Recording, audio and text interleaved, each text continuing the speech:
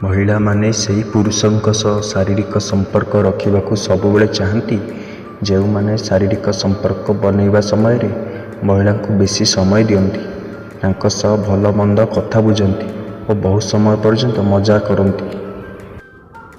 Psychology अनुसार शारीरिक संपर्क रखिया परे जदि से पुरुष स्त्री बिना पोशाक शुअती तेबे भल निद होइथाए। निजठारु जन्म होइतिबा संतान को दुईटी समय रे चिन्हिब, गोटे बाहागर परे आउ बापा माँ वृद्ध समय रे।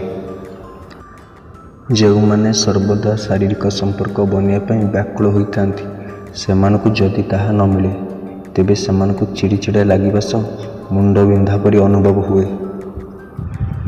जो पुरुषों स्त्री उपरकू जाऊ जाऊ बाहरी जाउची सेमानक एक भल उपाय कहूची, यहाकू करंतु और देखंतु।